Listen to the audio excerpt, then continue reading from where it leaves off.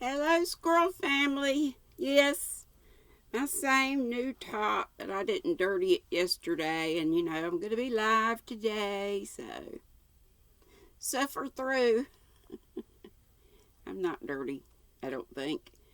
Chapter 56, y'all. It only goes to 61. I keep forgetting that poll. I think we'll probably just do Wuthering Heights, and I hope everybody will be good with that. One morning, about a week after Bingley's engagement with Jane had been formed, as he and the females of the family were sitting together in the dining room, their attention was suddenly drawn to the window by the sound of a carriage, and they perceived a chaise and four driving up the lawn. It was too early in the morning for visitors, and besides, the the equipage did not answer to that of any of their neighbors, so the carriages. The horses were post, and neither the carriage nor the livery of the servant who preceded it were familiar to them. As it was certain, however, that somebody was coming, Bingley instantly prevailed on Miss Bennet to avoid the confinement of such an intrusion and walk away with him into the shrubbery.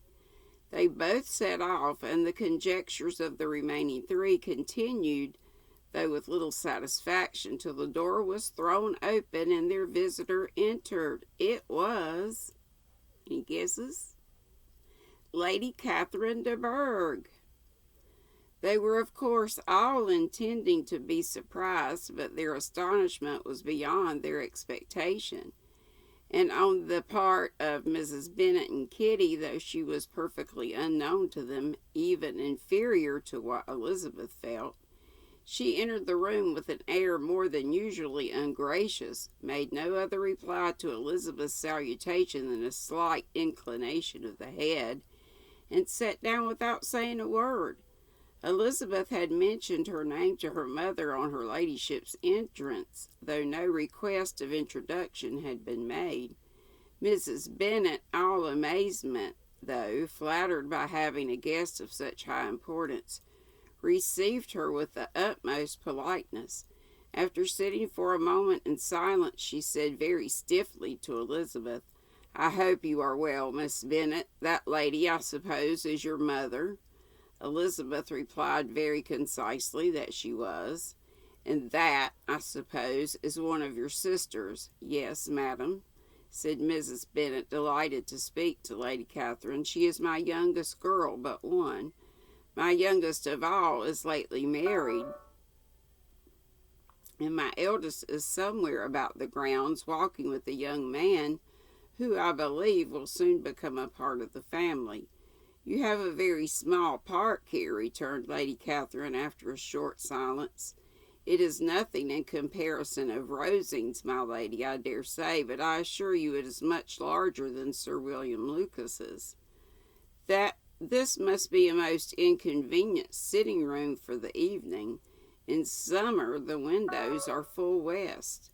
Miss Bennet assured her that they never sat there after dinner, and then added, "May I take the liberty of asking your ladyship whether you left Mr. and Mrs. Collins well?" "Yes, very well. I saw them the night before last." Elizabeth now expected that she would produce a letter for her from Charlotte, as it seemed the only probable motive for her calling. But no letter appeared, and she was completely puzzled. Coffee.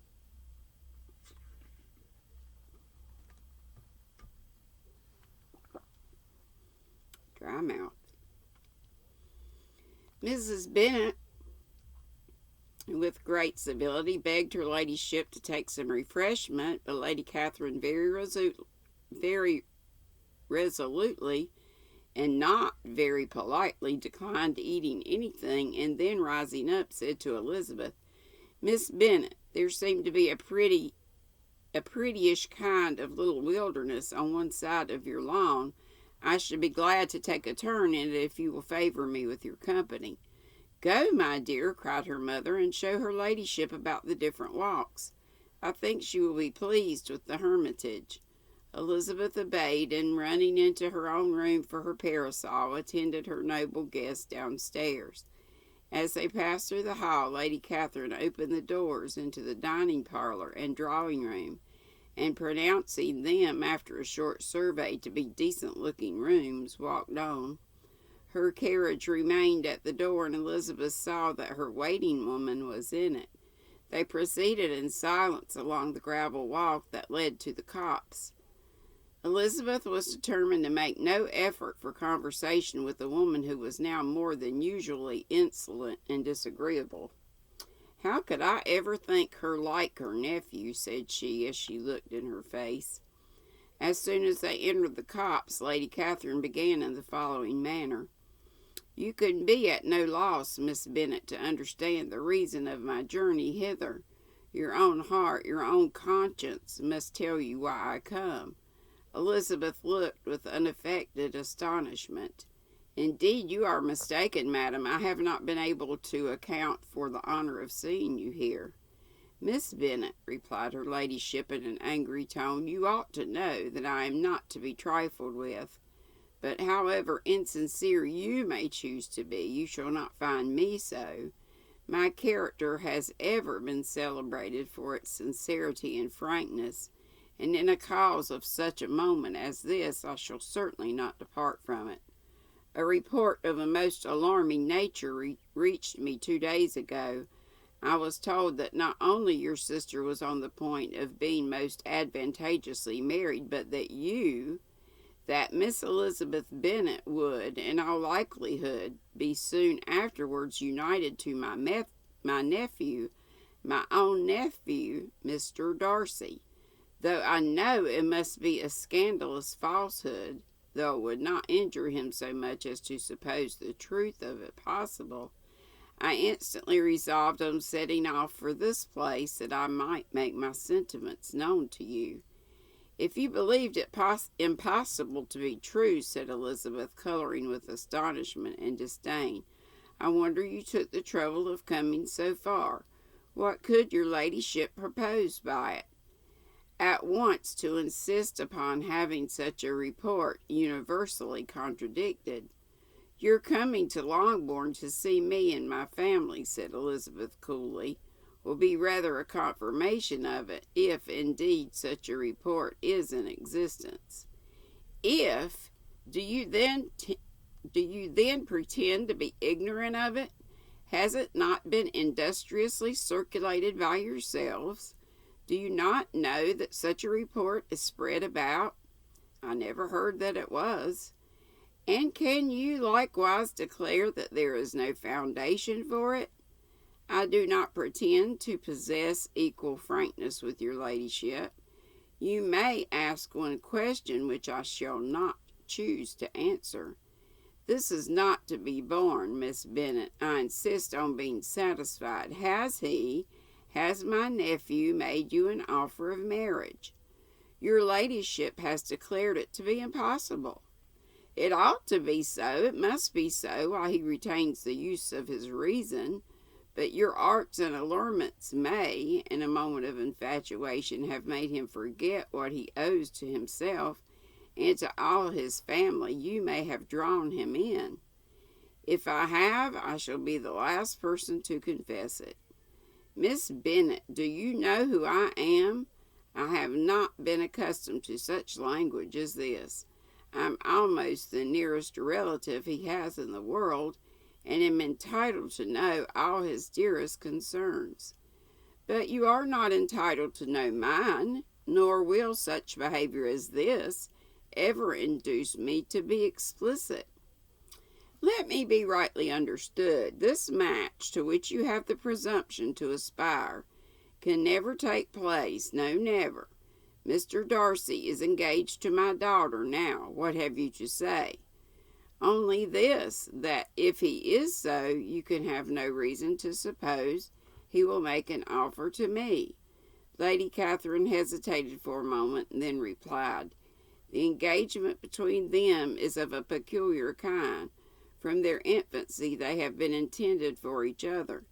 It was the favourite wish of his mother as well as of hers, While in their cradles we planned the union, and now at the moment when the wishes of both sisters would be accomplished and their marriage to be prevented by a young woman of inferior birth, of no importance in the world, and wholly unallied to the family, do you pay no regard to the wishes of his friends, to his tacit engagement with Miss de Bourgh?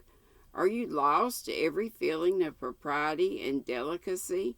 Have you not heard me say that from his earliest hours he was destined for his cousin?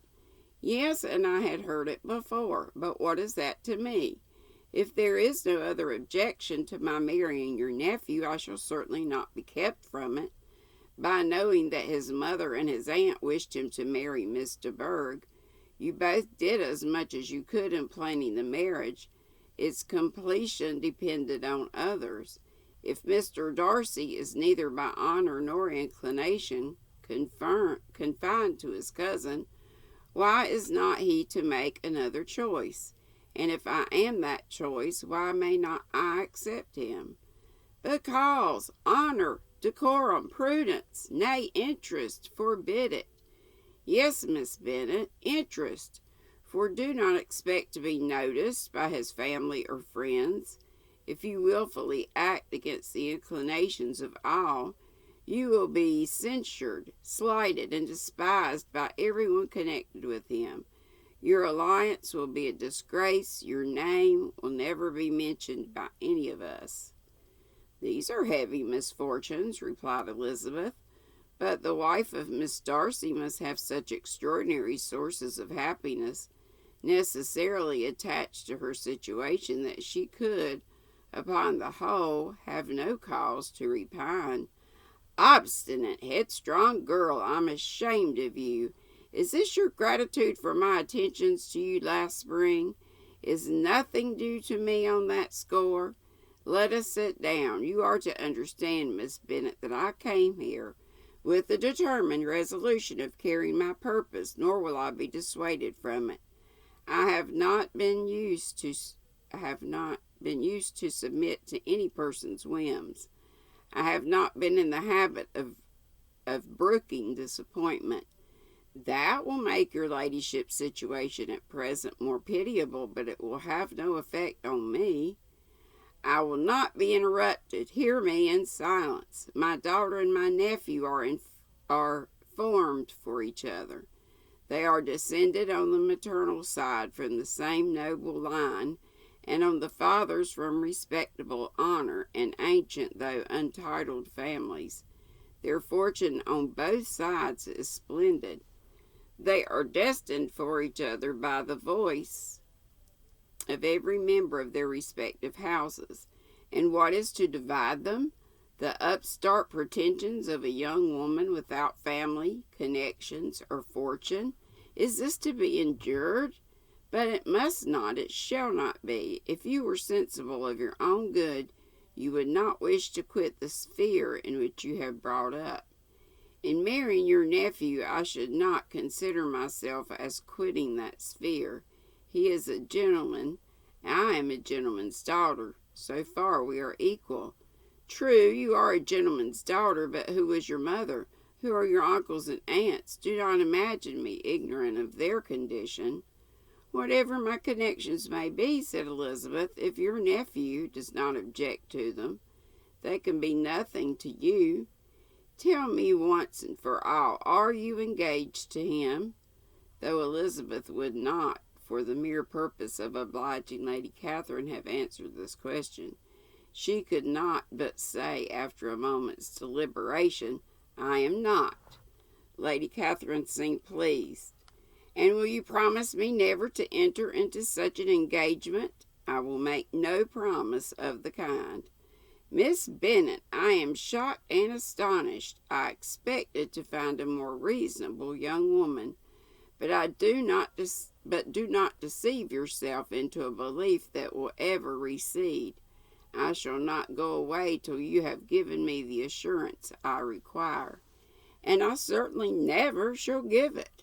I am not to be intimidated into anything so wholly unreasonable. Your ladyship wants Mr. Darcy to marry your daughter, but would my giving you the wished-for promise make their marriage at all more probable? Supposing him to be attached to me, would my refusing to accept his hand make him wish to bestow it on his cousin? Allow me to say, Lady Catherine, that the arguments with which you have supported this extraordinary application may have been as frivolous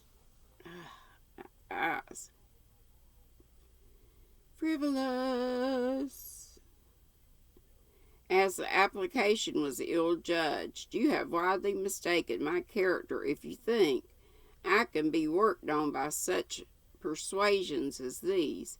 How far your nephew might approve of your interferences in his affairs I cannot tell, but you have certainly no right to concern yourself in mine. I must beg, therefore, to be importuned no further on the subject. Not so hasty, if you please. I have by no means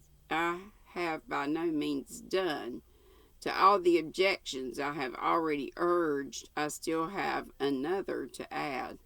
I am no stranger to the particulars of your youngest sister's infamous elopement. I know it all, that the young man's marrying her was a patched-up business at the expense of your father and uncles.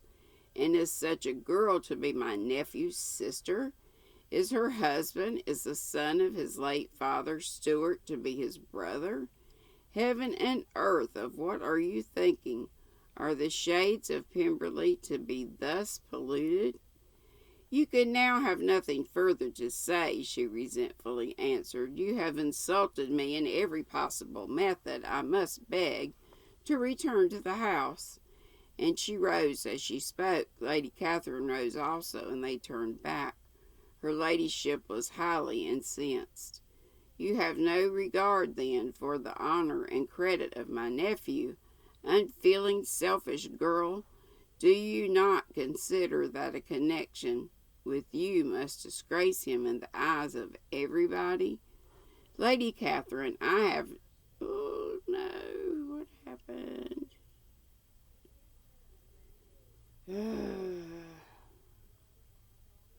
Touched something and really lost my place. Brother. Let's see, chapter read on.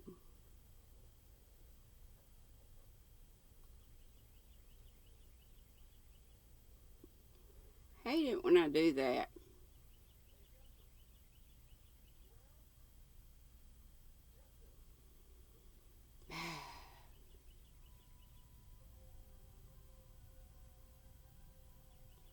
Okay, we were on 56. And it should be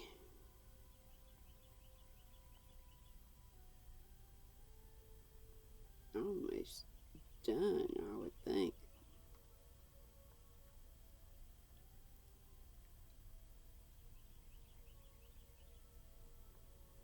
Oh, I'm sorry, guys.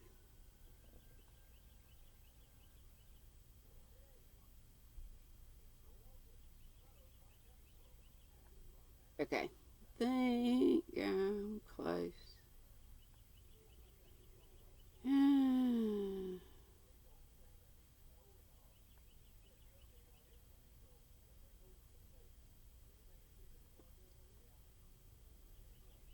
Her ladyship was highly incensed. You have no regard then for the honor and credit of my nephew, unfeeling, selfish girl. I read this part, but back it up a little bit. Do you not consider that a connection with you must disgrace him in the eyes of everybody? Lady Catherine, I have nothing further to say. You know my sentiments. You are then resolved to have him? I have said no such thing. I only resolve to act in that manner which will, in my opinion, constitute my happiness without reference to you or to any person so wholly unconnected with me. It is well. You refuse then to oblige me. You refuse to obey the claims of duty, honor, and gratitude. You are determined to ruin him in the opinion of all his friends and make him the contempt of the world. Neither duty nor honor nor gratitude, replied Elizabeth, have any possible claim on me in the present instance. No principle of either would be violated by my marriage with Mr. Darcy. And with regard to the resentment of his family or the indignation of the world, if the former were excited by his marrying me, it would not give me one moment's concern, and the world in general would have too much sense to join in the scorn. And this is your real opinion? This is your final resolve? Very well, I shall now know how to act. Do not imagine, Miss Bennet, that your ambition will ever be gratified. I came to try you. I hope to find you reasonable, but depend upon it, I will carry my point. In this manner Lady Catherine talked on till they were at the door of the carriage, when turning hastily round, she added, I take no leave of you, Miss Bennet. I send no compliments to your mother. You deserve no such attention. I am most seriously displeased. Elizabeth made no answer, and without attempting to persuade her ladyship to return into the house, walked quietly into it herself. She heard the carriage drive away as she proceeded up the stairs. Her mother impatiently met her at the door of her dressing-room to ask why Lady Catherine would not come in again and rest herself. She did not choose it, said her daughter. She would go. She's a very fine-looking woman, and her calling here was prodigiously civil, for she only came, I suppose, to tell us the Collinses were well. She is on her road somewhere, I dare say, and so, passing through Meryton, I thought she might as well call on you. I suppose she had nothing particular to say to you, Lizzie? Elizabeth was forced to give in to a little falsehood here, for to acknowledge the substance of their conversation was impossible. Woo! That Lady Catherine is something else. What gall. So that was chapter 56. 56. Have to remember that so I can title it. Have a wonderful, happy Friday. It is gorgeous here in central North Carolina. Sunny, and we're going to be up to like in the low 70s. It's beautiful. I went to the P.O. box. That's all the outing I've done. I did have a mask that my post office lady gave me yesterday, which was very nice of her.